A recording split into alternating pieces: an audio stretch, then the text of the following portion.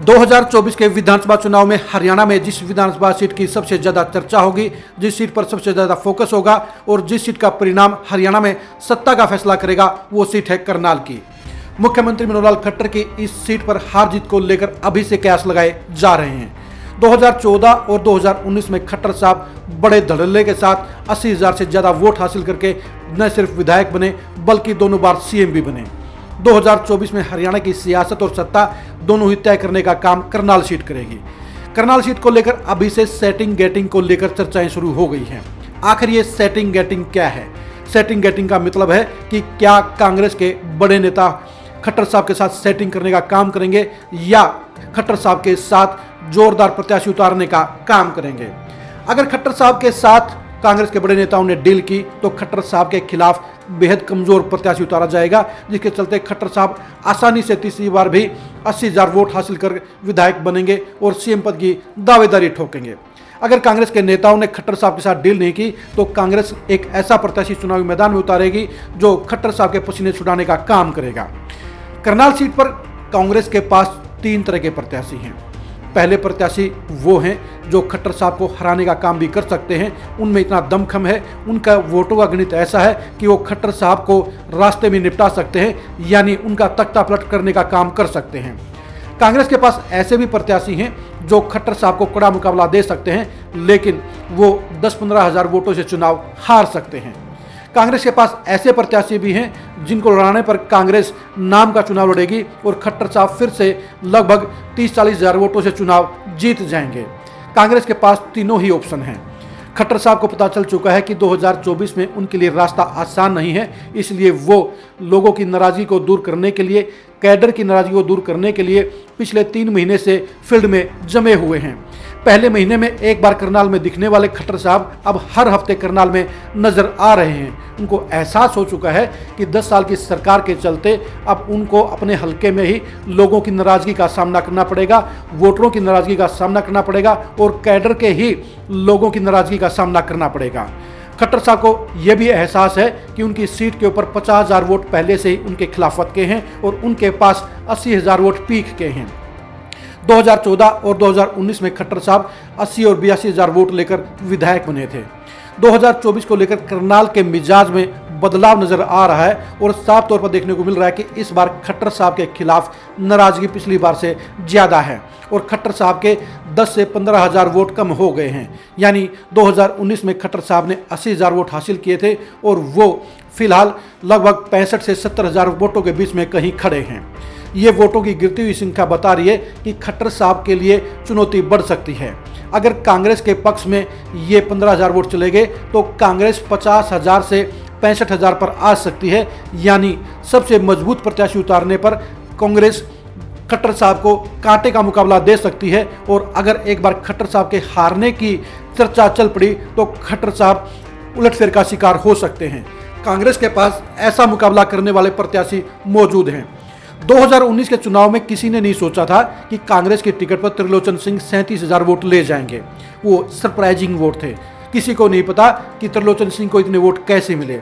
दरअसल वो वोट सत्ता की खिलाफत के थे, वो वोट खट्टर साहब की प्रति नाराजगी के थे। अब वो नाराजगी और भी डबल हो गई है और खट्टर साहब के विरोधी वोटों की संख्या और भी बढ़ गई है। 2014 के चुनाव में भी खट्टर साहब के खिलाफ लगभग 50,000 वोट पड़े थे और 2019 के चुनाव में भी ये संख्या बरकरार रही और खट्टर साहब के वोट भी सिर्फ 2,000 कम हुए।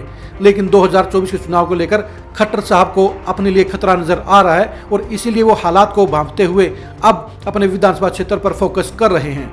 कायदे से सीएम होने के नाते 10 साल की सरकार के चलते, 10 साल की सत्ता के चलते खट्टर साहब को अपनी सीट को लेकर किसी तरह का शंका या सवाल नहीं होना चाहिए, लेकिन ऐसा नहीं है, बल्कि खट्टर साहब को अंदर खाते ये खतरा लग रहा है कि कहीं वो उलटफेर के शिकार तो नहीं हो जाएंगे, कहीं वो हार के शिकार तो नहीं हो जाएंगे। यह सच्चाई भी है कि अगर करनाल के मिजाज को गहराई से नापा जाए, अगर करनाल के वोटरों के बीच में थर्मामीटर लगाया जाए और उनकी भावनाओं को समझा जाए तो खट्टर साहब की लोकप्रियता वैसी नहीं है जैसी वो सोच रहे हैं। उन्हें भी पता चल चुका है कि उनको लेकर अब वोटरों में पहले जैसा क्रेज नहीं है, बल्कि नाराजगी ज़्यादा फैल गई है। इस नाराजगी को कम करने के लिए ही खट्टर साहब अब करनाल में लगातार डेरा डाले रहते हैं। ऐसे में ये कांग्रेस के ऊपर निर्भर करेगा कि वो खट्टर साहब को क्या सेफ रास्ता देने का काम करेगी, क्या वो खट्टर साहब को एक कड़े मुकाबले में फंसाने का काम करेगी, या वो खट्टर साहब को हार का शिकार बनाने का काम करेगी। तीनों ही मौके कांग्रेस के पास हैं। तो ऐसे में सवाल यही उठता है कि क्या कांग्रेस करनाल सीट को लेकर सेटिंग गेटिंग का खेल करने का काम करेंगी। ये सभी जानते हैं कि सियासत में सेटिंग गेटिंग हमेशा चलती आई है, सभी पार्टियों में चलती आई है।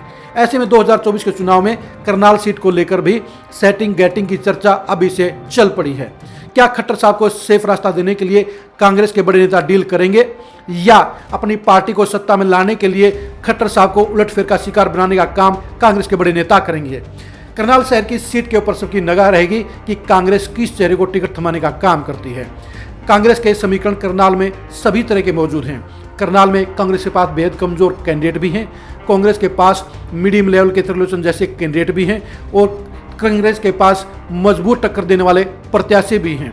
ऐसे में कांग्रेस को तय करना है कि खट्टर साहब के साथ 2024 में क्या सलूक किया जाएगा। क्या उनको सेफ रास्ता दिया जाएगा या उनको हार का मजा चखाया जाएगा। कांग्रेस के नेताओं की डील को लेकर अभी से चर्चा चल रहे हैं कि कांग्रेस का कौन सा प्रत्याशी खट्टर साहब के लिए कितना खतरा बन सकता है, खट्टर साहब के लिए कितना फायदेमंद साबित हो सकता है। यही वजह है कि कांग्रेस के प्रत्याशी को लेकर अभी से कई तरह की चर्चाएं चल पड़ी हैं। यानी खट्टर साहब की सरकार को जाने और बचाने दोनों का काम ही करनाल की सीट करेगी। अगर करनाल में कांग्रेस ने गंभीरता के साथ सारे आकलनों को भांपकर किसी दमदार चेहरे को चुनाव मैदान में उतारने का काम किया तो खट्टर साहब के लिए बड़ी समस्या खड़ी हो सकती है। ये हकीकत की बात है कि ना तो पूर्व विधायक सुमित्रा सिंह उन्हें हरा सकती हैं और ना ही त्रिलोचन सिंह उलटफेर कर सकते हैं। ऐसे में कांग्रेस को सरप्राइजिंग फेस की तलाश करनी होगी और ऐसे चेहरे कांग्रेस के पास मौजूद भी हैं। लेकिन बात ईमानदारी से सर्वे करने की है, बात ईमानदारी से वोटरों के मिजाज को भांपने की है, और बात ईमानदारी से खट्टर साहब को हराने का फैसला करने की है। खट्टर साहब आज की तारीख में फंसे हुए हैं। खट्टर साहब को चुनाव कड़ा होता हुआ नजर आ रहा है और इसलिए खट्टर साहब सबसे पहले मैदान में उतर चुके हैं। एक सीएम पद के बैठे होने के बावजूद खट्टर साहब अब अपने हलके पर फोकस कर रहे हैं, क्योंकि उनको संकेत मिल चुके हैं कि करनाल में सब कुछ ठीक नहीं है। और अगर उन्होंने मामले को वक्त रहते नहीं संभाला, अगर उन्होंने कैडर और वोटरों की नाराजगी को वक्त रहते नहीं संभाला, तो 2024 में उनके लिए खराब परिणाम आ सकता है और वो हार का शिकार हो सकते हैं। इसलिए खट्टर साहब अब सारी चीज़ों को भूलकर अब अपने हलके को ठीक करने के काम में लग गए हैं। वो नाराज वर्करों को मना रहे हैं, वो नाराज नेताओं को मना रहे हैं और वोटरों के बीच में जाकर अपनी पॉजिटिव इमेज बना रहे हैं। यानी सारे गिले शिकवे दूर करने का काम खट्टर साहब कर रहे हैं। खट्टर साहब को एहसास है कि तीसरी बार विधायक बनने के लिए उनको सबसे पहले नाराजगियां दूर करनी होगी, सबसे पहले सत्ता के प्रति लोगों का रोष दूर करना होगा, सबसे पहले लोगों के दिल में फिर से अपने लिए पॉजिटिव फीलिंग जगानी होंगी। यही वजह है कि खट्टर साहब अब सारी बातों को मद्देनजर रखते हुए करनाल में अपने पैर जमा चुके हैं और चुनाव जीतने के लिए सबसे पहले अपनी मुहिम को शुरू कर चुके हैं। कांग्रेस के लिए खट्टर साहब को हराना आसान नहीं है। खट्टर साहब को हराने के लिए एक ऐसे प्रत्याशी को मैदान में उतारना होगा जो खट्टर साहब की जड़ों में तेल डालने का काम करेगा। अब देखने की बात ये कि कांग्रेस ऐसे किस प्रत्याशी को तलाशने का काम करेगी जो खट्टर साहब को उन्हीं के हथियार से काटने का काम करेगा।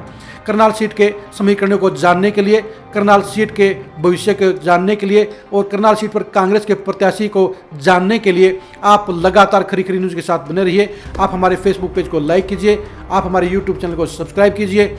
नमस्कार।